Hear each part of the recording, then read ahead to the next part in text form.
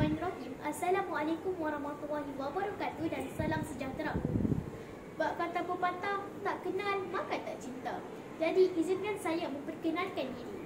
Nama diberi Nur Akalilika Syifa binti Muhammad Najib, berumur 11 tahun, merupakan anak ketiga daripada 5 orang adik-beradik. Saya belajar di Sekolah Kebangsaan Seni Perlis yang terletak di Kanga Perlis. Kod sekolah saya ialah RBA 0016. Di sekolah, saya menjawat jawatan sebagai pengawas sekolah.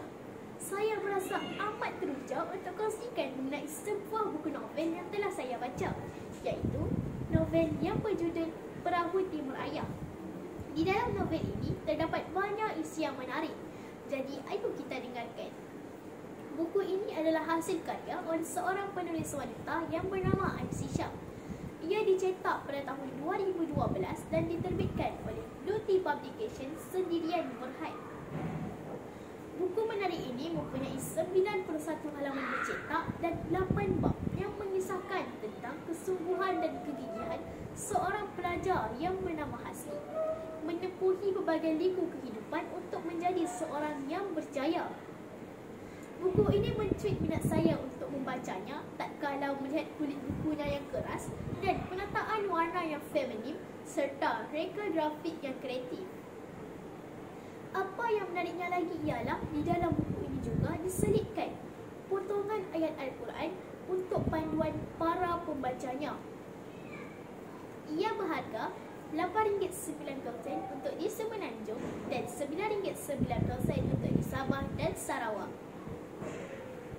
Tema utama yang terdapat di dalam novel ini ialah semangat keakraban dalam bersahabat, sentiasa bersangka baik dengan orang, serta nilai kesedaran dalam diri untuk berjaya menjadi seorang yang bertanggungjawab terhadap keluarga. Jalan cerita mengenai buku ini sangat menarik kerana ia mengisahkan tentang seorang pelajar tahun 6 bakawali yang bernama Hasni menempuhi berbagai liku kehidupan untuk menjadi seorang yang berjaya.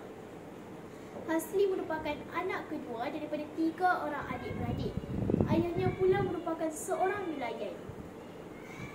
Walaupun begitu, kehidupan mereka tidaklah semudah kehidupan orang yang makan gaji atau bekerja sendiri.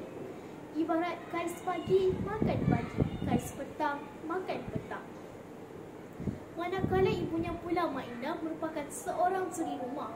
Walaupun begitu, Pak Wan iaitu ayah Hasni tidak pernah menyesal kerana baginya selagi ada perahu timur, dia yakin masih berupaya untuk mencari rezeki untuk mereka sekeluarga. Sayangnya, kepayahan hidupnya dilalui oleh Hasni tidak membantunya untuk mencorak hidupnya lebih bermakna.